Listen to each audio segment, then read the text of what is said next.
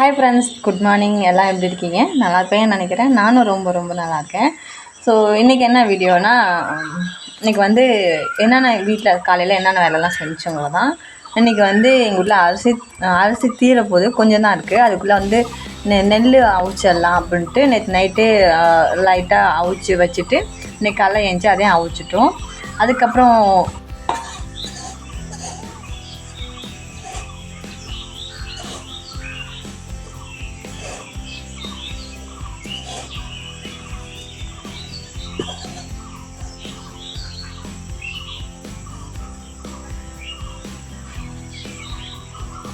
पायल कब दिवे मालूम ना डालना और मत डालना रोपा करबे डालना होबे काटबे ना जर पड़े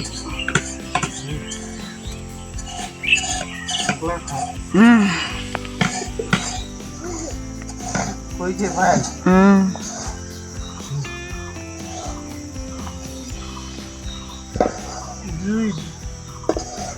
दुई मन क्या दिन खा लो आज कर के दिन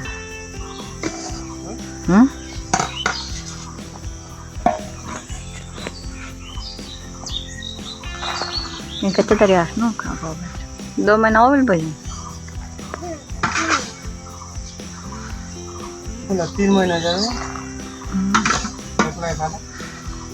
छागल लड़के जिला तो आने दियो आजेगा फिर तू लेके आसलो जामाड़ो बा दादा जामाड़ो मैं वन सा मटे रखी देनो बुझी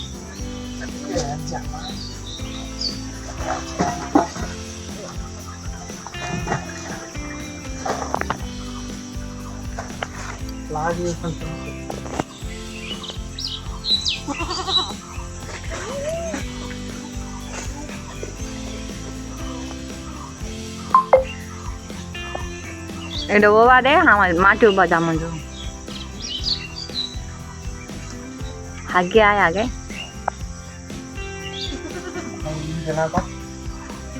मशीन बात नहीं गोबर टोबर लागे एकदम उड़ा उड़ी जमा सारी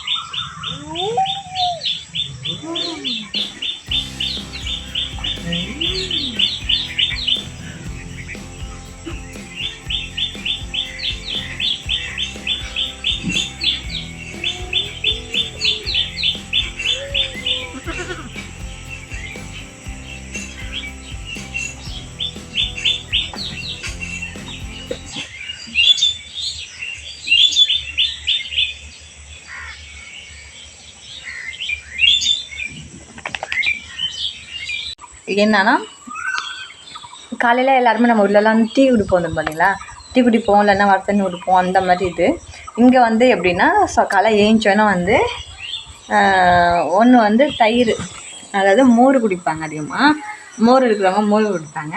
நான் மோர் ஊற்றினேன், உரமோர் ஊற்றினேன். அது உரமோர் வீட்டில் இல்லைன்னு சொல்லிட்டு கடையில் வாங்கிட்டு வர சொல்லி ஊற்றினேன். அது என்னென்னா பச்சை தண்ணி மாதிரி ஒரு மோர் மாதிரி ஒன்று கொடுத்தாங்க. அது ஊற்றினோன்னே என்னென்னா சரியாகவே அது தயிரே ஆகலை, அப்படியே இருக்குது. ஒரு வேளை லேட் ஆகுமோ என்னமோ தெரியலை. சரி வெயிட் பண்ணி பார்ப்போம். என்னோடய தயிர் எப்போதுமே கெட்டியாக எனக்கு அதுதான் ரொம்ப பிடிக்கும். நான் அப்படி தான் செய்வேன். இந்த இதில் வந்து எப்படி அப்படி அனுப்பிச்சிருந்தெல்லாம் தண்ணியாக இருக்குது, ஒரு சைடு பால் இதாக இருக்குது, ஒரு சைடு தயிர் கெட்டியாக வருது, அந்த மாதிரி இருக்குது.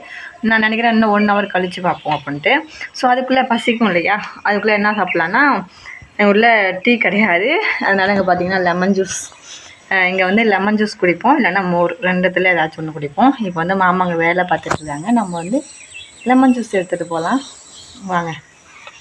அதுக்கப்புறம் சொன்னீங்க சிஸ்டர், நேற்று போட்ட வீடியோவில் வந்து பேக்ரவுண்ட் மியூசிக் அதிகமாக இருக்குது, போடாதீங்கன்னு சொல்லுவீங்க. சாரி, நான் எப்போதுமே வீடியோ போட்டேன்னா செக் பண்ணி போடுவேன். நேற்று எனக்கு உடம்பு முடியலை, அதோடைய ரொம்ப இதாகி போட்டனால அதை கவனிக்க முடியாமல் போட்டதுனால என்னோடய மிஸ்டேக் ஆகிடுச்சு. அதுக்காண்டி ரொம்ப ரொம்ப சாரி. இனிமேல் நான் அந்த தப்பை பண்ண மாட்டேன்.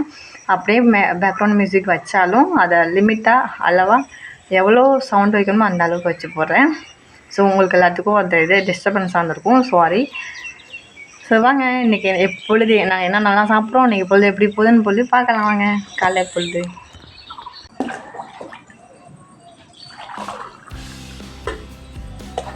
மாமா கொடுப்போங்க.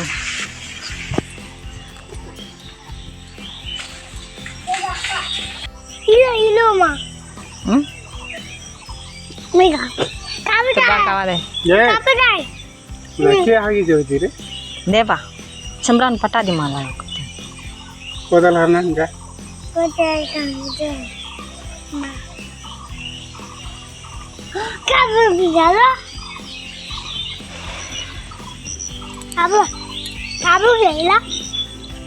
ನೀ ಗಾಬೆ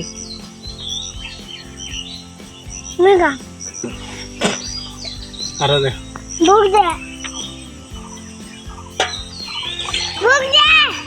तो कोतल खाना आना है कोतल हम लिबरी लागे कुछ नहीं होगी.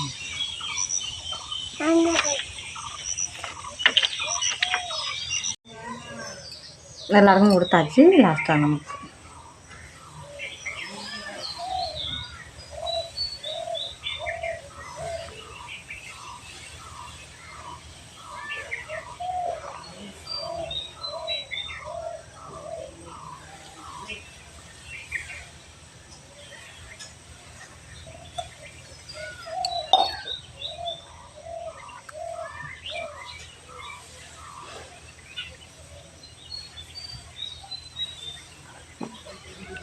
இப்போ தான் கொஞ்சம் கிளியர் ஆகுது. மணி இப்போ பார்த்தீங்கன்னா கரெக்டாக 8 மணி ஆக போகுது. கரெக்டாக 8 மணி ஆக போகுது.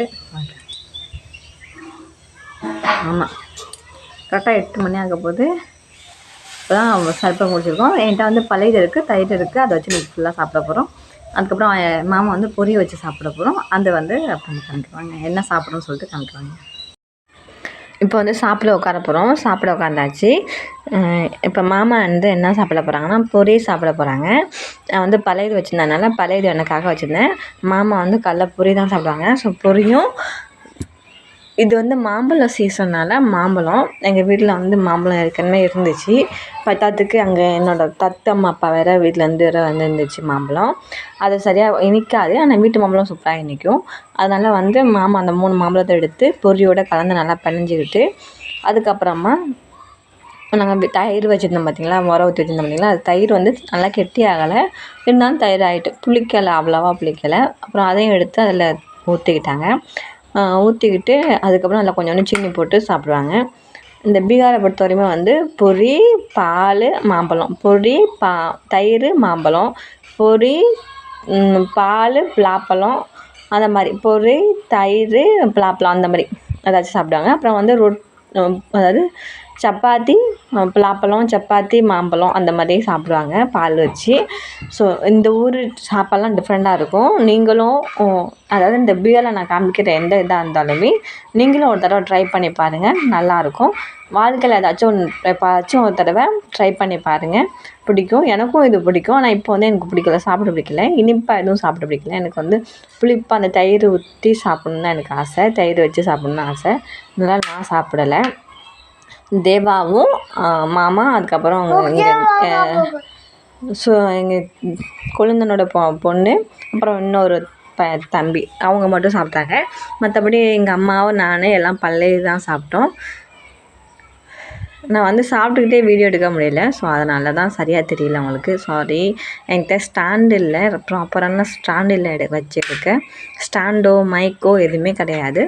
இந்த என்ன இருக்கோ இதுவே உடஞ்ச ஃபோனு தான், அதை வச்சு தான் யூஸ் பண்ணி தான் இதெல்லாம் நான் எடுத்துக்கிட்டு இருக்கேன். பாருங்கள், இது வந்து தேவாவுக்கு, அது வந்து அவனுக்கு, இது வந்து என்னோடய ஐட்டம். நான் வந்து பழைய எடுத்துக்கிட்டேன். அது கூட நிறைய வெங்காயம் கட் பண்ணி போட்டுக்கிட்டேன். அப்புறம் வந்து என் தங்கச்சி கொடுத்த வறுத்த மிளகா மோர் மிளகா வறுத்து வச்சுருக்கேன். அப்புறம் நேற்று செஞ்ச கத்திரிக்காய், உருளைக்கிழங்கு பீகார் ஸ்டைலில் குழம்பு கொஞ்சம் இருக்குது. நான் அதை இல்லைனாலும் இந்த மோர் மிளகா போட்டு எனக்கு தயிரோடு சேர்த்து சாப்பிட்டுட்டேன். தேவாவுக்கு அவ்வளோ பிடிக்கும் அது தயிர், தயிர், அது கூட பொரி, அது கூட மாம்பழம் எல்லாம் போட்டு பண்ணிட்டு சாப்பிட்டு அவ்வளோ பிடிக்கும். அவனும் சாப்பிட்டான், அப்புறம் நானும் சாப்பிட்டேன். என்னோடய பழையதுக்கும் தயிருக்கும் அவ்வளோ டேஸ்ட்டாக இருந்துச்சு. எப்போதுமே நான் அதை சாப்பிடுவேன். இப்போ பார்த்துட்டு ஃப்ரெண்ட்ஸ், என்னோடய மார்னிங் ரொட்டீன் எப்படி இருந்துச்சுன்னு. மார்னிங்கில் என்னென்ன வேலை பார்த்தோம், அது நெல்லை வச்சோம், நெல்லை வச்சுட்டு அந்த மாதிரி சாப்பிட்டோம். அதோடய மார்னிங் சாப்பாடு அப்படி தான் இருக்கும்.